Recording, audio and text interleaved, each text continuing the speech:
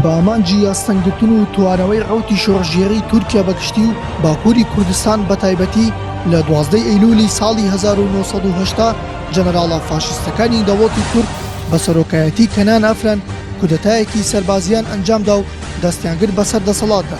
لە ڕێگای ئەو کودەتایەوە ڕژێمی فاشی 12 ئەیلول ڕەشبگیریان دەست پێ کرد و زیندانەکانیان پڕ کرد لە کەسانی شۆڕژگێر، ئازادیخواز و دیموکراسیخواز کە زۆربەیان کورد بوون. لە هەڵمەتە ترسنۆکانەشدا پشکی شێر بەرلایەنگر و کادیر و پێشەنگانی پارتی کرێکارانی کوردستان کەوت. لەناو سەرجەم ئەو پارت و ڕێکخراوانەی کە بە سەدان ئەندامیان لە کونجی زیندان بوون، تەنها کادیران و پێشەنگانی پەکەکە ڕەوتی بەرخۆدان و بەرهەڵسکاری ڕژێمی فاشیستیان هەڵبژان بۆ ئەوەی بەرگری سیاسی لە دۆزەکەیان و گەل و پارتەکەیان بکەن. وێڕایەوە شکنجە قورسەی لەسەر کادیران و لایەنگرانی پەکەکە بەڕێوە دەچوو بە ئامانجی سنووردانان بۆ ئەو وەحشیگەریەی ڕژێم و بەدەستێنانی مافی بەرگری سیاسی و ڕەخساندنی هەلومەرجەکانی لە مانگی ئازاری ساڵی 1970 ژمارەیەکی زۆر لە کادیر و پێشەنگانی پەکەکە چالاکی مانگرتن لە خواردن دەست پێ دەکەن لەناو زیندانی دیاربەکردا. تا لە ڕۆژی 43مینی چالاکیەکەدا نوێنەری بەڕێوەبەرایەتی زیندانی دیاربەکر ناچار دەبێت لەگەڵ نوێنەری مانگرتووان کەمال پیر دادەنیشێت و بەڵێنی پەسەندکردنی دۆزەکەیان و داواکاریەکانیان دەدات. بەم جۆرە کۆتایی بە چالاکی مانگرتن دەهێنن. بەڵام کار بەدەستە فاشیستەکانی زیندان لە زۆربەی بەڵێنەکانیان پاشگەز دەبنەوە و ئەشکەنجە جەستەی و دەرونیەکان لەسەر گیراوان قورستر دەکەن و چەندین کادر لەژێر ئەشکەنجەدا شەهید دەبن. ڕێگا بە ئامادەکردنی بەرگرینامەی نووسراو نادەن، لە دادگاشدا مافی قسەکردنیان پێنادرێت.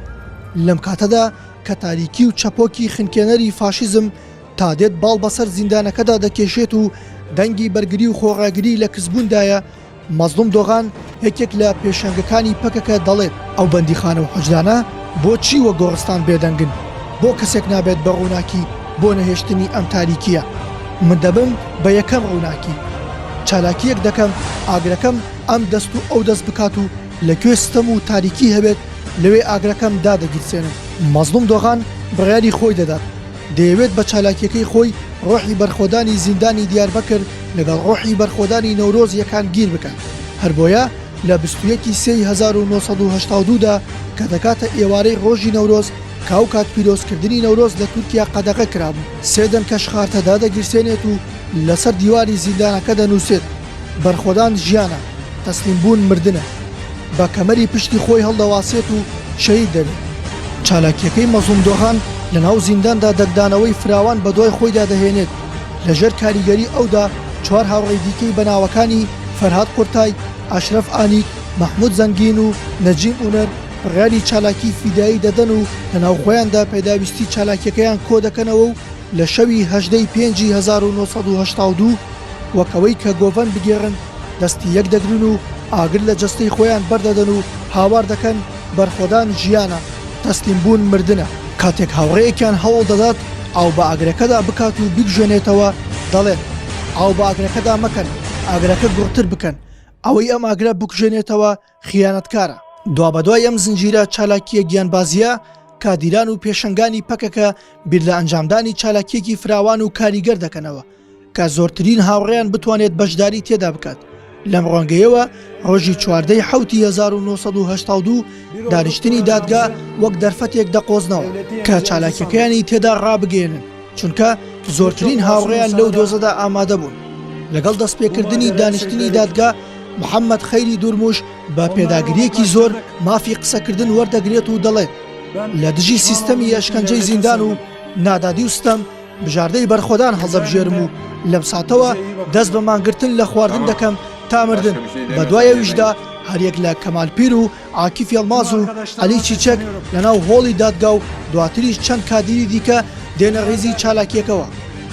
لە دوای 50 ڕۆژ لە مانگرتن کەمالپیر هەردوو چاوەکانی لە دەست دەدات.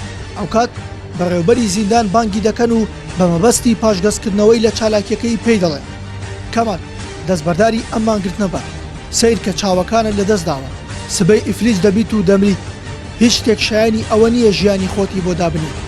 کەمال پیر لە وەڵامدا پێیان دەڵێت ئێمە ژیانمان هێندە خۆش دەوێت، ئامادەین لە پێناویدا بمرین. کەمال پیر لە دوای 55 ڕۆژ مانگرتن لە خواردن شەهید دەبێت. بە هەمان شێوە محەممەد خەیری دوورموش دوای 58 ڕۆژ و عاکیف یەڵماز دوای 66 ڕۆژ و عەلی چیچەک دوای 67 ڕۆژ لە چالاکی مانگرتندا شەهید دەبن. هەروەها لەو بەرخۆدانیەدا چەندین کادیر و پێشەنگی دیکەی پەکەکە بەشداری دەکەن. لەوانە شەهید ساکینە جانسز و مستەفا قەرەسوب. لە دوای ئەو چالاکیانەی کە لە زیندانی دیاربەکردا ئەنجام دران، ئیرادەی بەرخۆدانی کادیران و پێشەنگانی پەکەکە بەسەر داگیرکاری ڕژەمی فاشیزمی 12 ئەیلولدا گەیشتە سەرکەوتن و گروپی ئەشکەنجەکاری زیندانەکە بە سەرۆکایەتی ئەسەد ئۆکتای یەڵدران لە زیندانی دیاربەکر دوورخرانەوە. ئەو ئیرادە و بەرخۆدانیەی زیندانی دیاربەکر بۆ هۆی زیندووکردنەوەی ڕۆحی بەرەنگاربوونەوەی فاشیزم و داگیرکاری لەناو زیندان و لە دەرەوەی زیندانیشدا، گۆڕی بە ڕۆحی شۆڕشگێڕی و ئازادی خوازانەی گەلی کووردا و بوو بە هەوێنی سەرهەڵدانی شەڕی چەکداری. لە ساڵی 1984دا شۆڕشی چەکداری لەلایەن پەکەکەوە دژی فاشیزم و داگیرکاری دەستی پێکرد و هێزی بزوتنەوەی ڕزگاری خوازی گەلی کورد لە دژی دەوڵەتی داگیرکاری تورکدا لە باکووری کوردستان گەیشتە لووتکەی هێز لە مێژوودا. هەتا ڕۆژگاری ئەمڕۆژ بە هەمان شێوە دەوڵەتی داگیرکاری تورک بە شێوازێکی وەحشیگەرانە هێرش دەکاتە سەر دەستکەوتەکانی گەلی کورد. لە بەرامبەردا بە ڕۆحی 14 تەمووز لە باشووری کوردستان بەرخۆدانێکی مێژووی بەڕێوە دەچێت و پەڕەیەکی نوێ هەڵدەدرێتەوە لە دژی دەوڵەتی داگیرکەری تورک کە دەیەوێت باشووری کوردستان داگیر بکات. بە تایبەتی لەم 2 ساڵەی دواییدا لە هەرێمەکانی پاراستنی مێدیا و بە تایبەتی لە ناوچەی خواکورد و هەفتانین هەموو پلان و ئامانجەکانی دەوڵەتی داگیرکەری تورک لە گۆڕ دەنرێت.